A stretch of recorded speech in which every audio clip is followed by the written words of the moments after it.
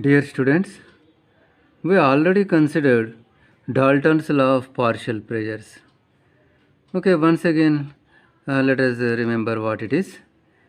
For a mixture of non-reactive gases, P is equal to P1 plus P2 plus P3 plus so on up to Pn, where P is pressure exerted by a gas mixture consisting of gas 1, gas 2, gas 3, so on, at a temperature T and volume V.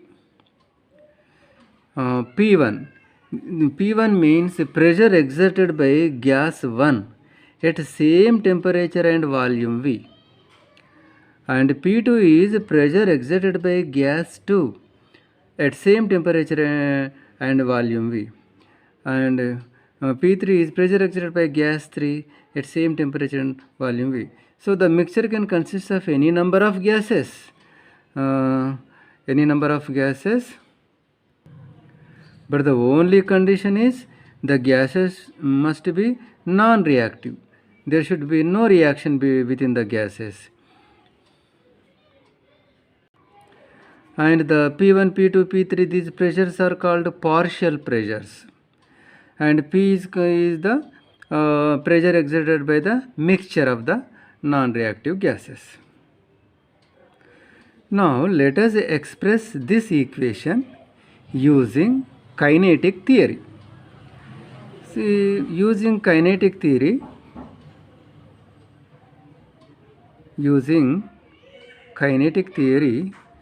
we derived expression for pressure exerted by an ideal gas, and the equation is P is equal to 1 by 3 mn v square bar, where m is mass of each molecule,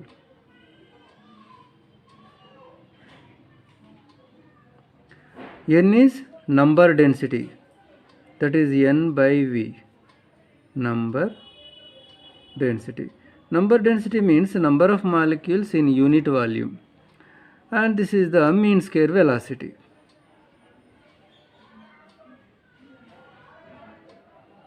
Mean square speed of each molecule. Now let us write this equation for gas 1. P1 is equal to 1 by 3 m1 n1 v1 square. For gas 2, P2 is equal to 1 by 3 m2 n2 v2 square. In this way we can write for any number of gases. Let us substitute these in this equation. Substituting these in equation 1, we get 1 by 3 m1 n1 v1 square, 1 by 3 m2 n2 v2 square, plus so on.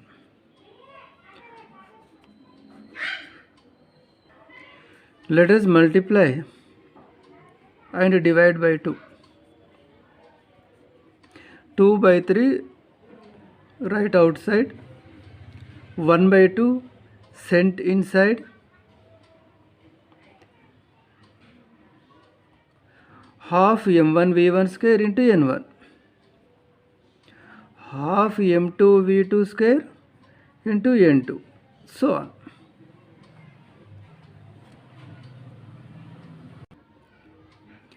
Under equilibrium, the kinetic energy of different gas molecules also will be same, and that same value will be equal to the mean kinetic energy. And you know the mean kinetic energy is 3 by 2 kBT. So let us substitute this value here. P is equal to 2 by 3. Here 3 by 2 kBT into n1. And in place of this we write 3 by 2 kBT into n2 plus so on. Even though the gas molecules are different, this is for example oxygen molecule's kinetic energy, this is nitrogen molecule's kinetic energy, but under equilibrium oxygen molecule as well as nitrogen molecule will have same mean kinetic energy value. Therefore we substituted in place of this the mean value. Now we can take 3 by 2 kBT common.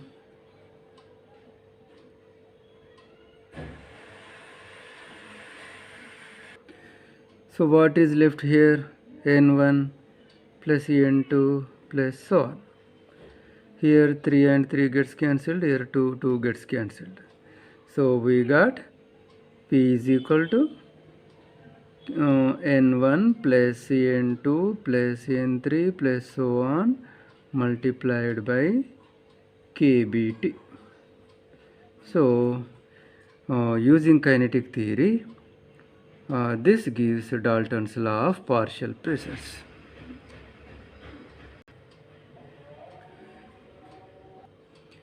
Here N1 gives for example oxygen gas molecules number density, and N2 gives number density of nitrogen gas molecules in that way.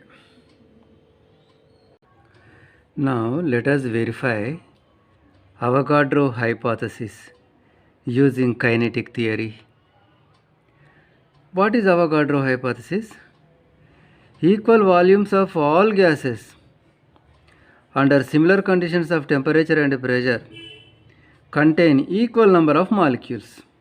That is Avogadro hypothesis. Okay. Using kinetic theory, we derived expression for pressure exerted by an ideal gas, and that expression is 1 by 3 mn v square.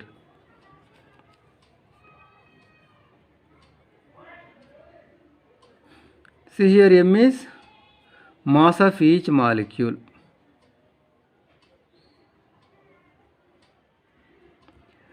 Mass of each molecule.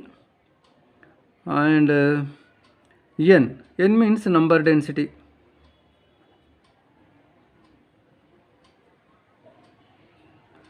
Number of molecules per unit volume. So let me write here n by v square. Now take v to left hand side. PV is equal to 1 by 3 m capital N v square. Now for gas 1, P1 V1 is equal to 1 by 3 m1 n1 v1 square. For gas 2, for another gas, P2 V2 is equal to 1 by 3 m2 n2 v2 square bar. Now what is there in the Avogadro hypothesis? Equal volumes. You take any number of gases, but here for our convenience let us take two different gases and they should have same volume. By hypothesis, the condition equal volumes, that is V1 is equal to V2 is equal to V. And what else? Under similar conditions of temperature and pressure. It means you are taking two different gases, no? They should have same temperature and same pressure. So we should write T1 is equal to T2 is equal to T, and P1 is equal to P2 is equal to P. Okay. Now let us substitute these conditions in these equations. P1 means, so here we have to write P and V only, because P1 is equal to P2 is equal to P, no? So substituting these here, we get One equation is PV is equal to 1 by 3 m1 n1 v1 square. So this is one equation. Next here PV is equal to 1 by 3 m2 n2 v2 square. These two equations have same LHS, therefore the RHS will be equal. So equating 1 and 2, we can write 1 by 3 m1 n1 v1 square is equal to 1 by 3 m2 n2 v2 square. 1 by 3 gets cancelled. Now multiply on both sides by 1 by 2. Now half m1 v1 square into n1, 1 by 2 m2 v2 square into n2. See, this is kinetic energy, this also kinetic energy. Under equilibrium,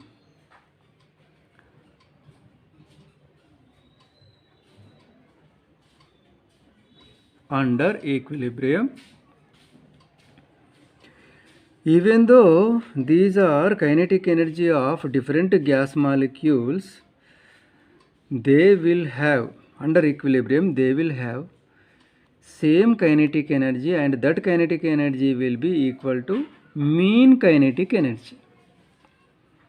So 1 by 2 mv1 square is equal to 1 by 2 m2 v2 square is equal to E bar, that is mean kinetic energy. And that mean kinetic energy value we already derived. How much we got? 3 by 2 kBT.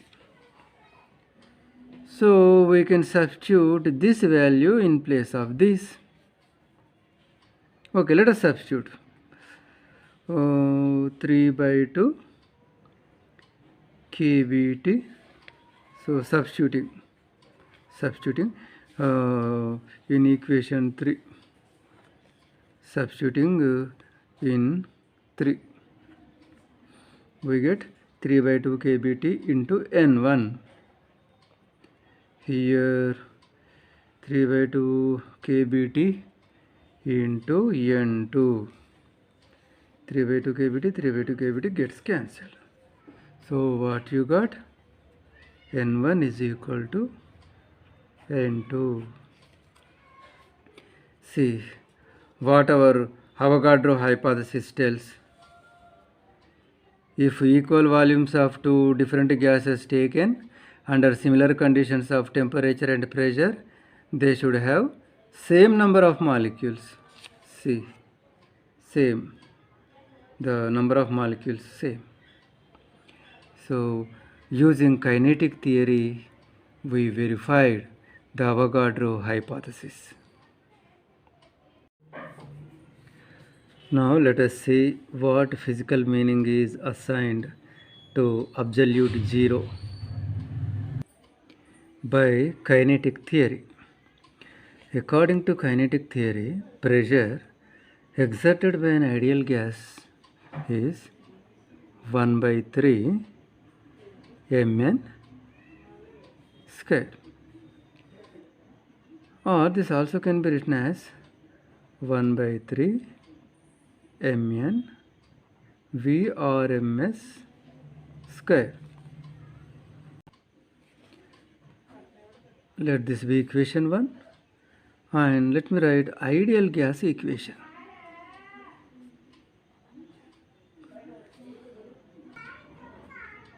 PV is mu RT, PV is equal to mu RT, or P is equal to mu RT by V. Equating first and second equations.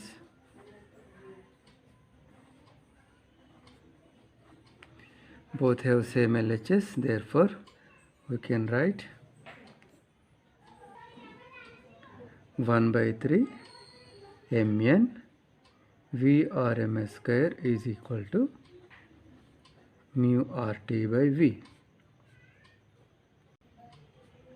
or Vrms square is equal to 3 mu RT by mnv. Let this is third equation. When Kelvin temperature is 0 K, then Vrms square is equal to 2 mu R0 by mnv is equal to 0, or Vrms is equal to 0.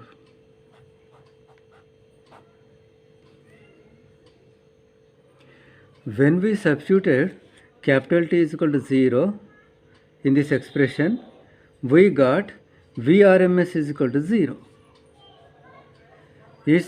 Hence, absolute zero temperature may be defined as that temperature at which the RMS velocity of the gas molecules reduces to 0.